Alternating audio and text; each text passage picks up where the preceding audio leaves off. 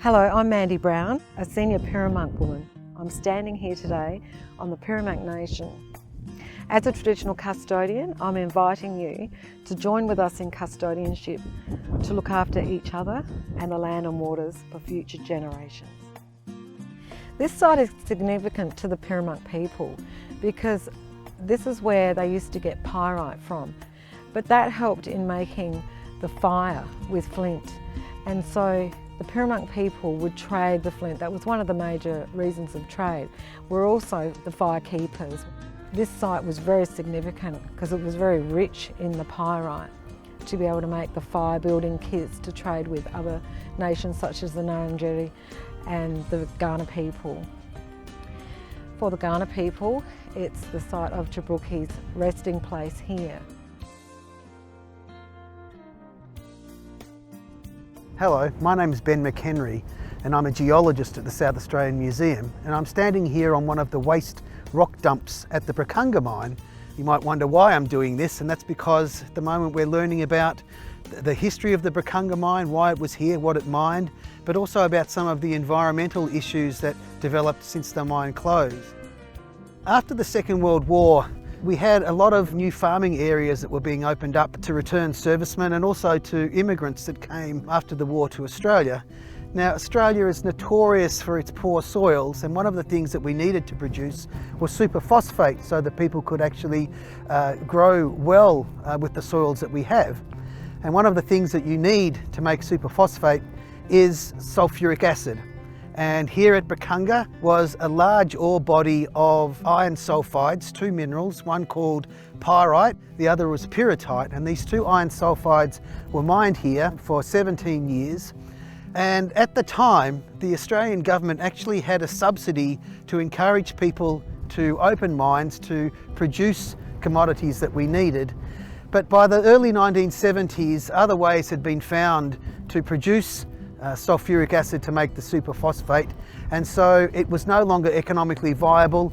The federal government closed down the subsidy and the mine closed. Of course, I see the world through a geologist's eyes, and when I look around here and I look at the rocks, I'm thinking, what's the story? What are they telling me, and what's the history? The rocks that I'm standing on are somewhere in the vicinity of 520 million years old. Now, as far as the mine was concerned, it produced 5.5 million tonnes of ore. Pyrite, which is an iron sulfide, is also known as fool's gold, because in the early days when people who hadn't come across gold came across pyrite, they actually thought it was gold, but actually they're quite different when you look at them. Gold is actually quite yellow compared to sort of the brassy coppery colour that you get with the pyrite. Now, the problem with the pyrite is it's very, very reactive. Here at the mine dumps, after they finished mining, there was still pyrite still sitting in here, and what happens is when that comes in contact with rainwater or groundwater or anything like that, the groundwater and rainwater actually dissolve the pyrite. It goes into solution and it actually turns into sulfuric acid itself. And that's the problem that we've got here at Brukunga, dealing with this sulfuric acid. How do we deal with that? How do we stop it damaging the environment? It's funny, it's not mined for its iron content, it's an iron sulfide. It's always been mined for its sulfur content, because sulfur is useful in a whole variety of processes, and certainly here with making sulfuric acid to treat the superphosphate. Interestingly enough, here at the Brukunga mine we've got these iron sulfides, but in the Kanmantoo Trough, where these pyrite mines and these pyrite layers are found, we also find deposits of gold and copper and zinc in the Kanmantoo mine, which is not too far from here. And so these layers that we find here at Brukunga actually extend from all the way down Cape Jarvis all the way up into the lower Flinders. It's about 300 kilometres of this one rock unit which crops out intermittently, and everywhere there can be found ore deposits worth exploring and possibly exploiting. Hi, I'm Peter White from the Department for Energy and Mining. We manage this site at Brukunga on behalf of the state and for the issues associated with the acid mine drainage. As we've heard from the history of the site, when the mining operation completed, there was a remaining a large amount of waste rock within the site. Natural rainfall and groundwater then has flowed through those waste rock dumps to form this acid mine drainage. Within that process, within the rocks, the pyrite and pyrrhotite have reacted with the water and the oxygen to pull out and extract some of the minerals as well. That water then has been collected within some ponds within the Dorsley Creek and pumped across into our main seepage pond down from the main water treatment plant. The government recognised the issues that were impacting the environment at this point in time, and then in 1977 took on that responsibility to put a water monitoring program and water treatment process to address the issues. I'm Leanne Wheaton. I'm the Education Program Manager at the South Australian Museum. We've come up to a spot called Top of Town, Peggy Buxton Road, and we're here at the place where the fresh water comes onto the mine site.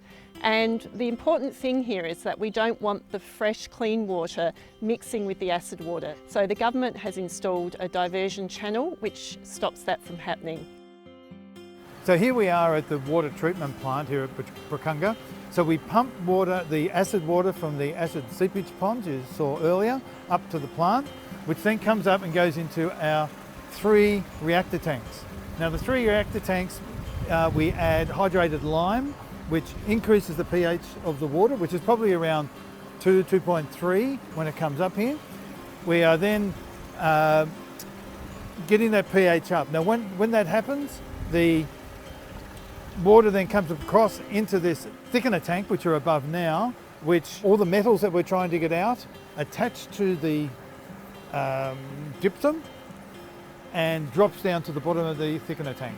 And that sludge, as we call it, then gets pumped out to an evaporation pond, which then dries, and we dump that back up in the mine. The clean water that overflows from the thickener tank, then as you can see over here to the right, overflows over the weirs and then heads down through our drain system, which has been fully treated here at the Brukunga water treatment plant. This is the Dorsley Creek. The creek continues onto the mine site now, and this is where the acid metalliferous drainage is occurring and what we're trying to prevent by having the diversion channel. So we've travelled along the course of the Dorsley Creek. We've moved south a little into the mine site now. We're at the base of the rock waste dump. What we can see here is the impact of the AMD, the acid metalliferous drainage. You can see that it really has a huge impact on the environment. The water is very acidic here and it really makes it difficult for anything to grow. So this is why we need to have the mitigation that's happening here on site with the drainage channel coming through. So we've continued along the Dorsley. We've moved south now. We're on the southern side of the mine. This is basically towards the end of the mine. The Dorsley's come down and we can see here we've got a bit of a weir happening. So can you tell me what's happening here, Peter? Yeah, so this is the end of the creek. This is the end of where we collect the acid mine drainage and we pump out of this last pond. On the other side of this, we have the diversion channel, runs underground and then actually joins in on this side of the weir, and then that water is clear water and okay to go down to right down the Dorsley on its way down to the Lake Alexandrina. So what we do is we test the water before coming on the site to get a standard of where we are there. We test it now when it's leaving the site, because this water, the diversion channel, has both the fresh water that may be running down Dorsley Creek from the north, plus the treated water from the water treatment plant comes through, and then we test it for pH. We want it to be neutral, as well as testing for the metals that are in here compared with before it came on site, to see if there's any change and what impact the mine site has had.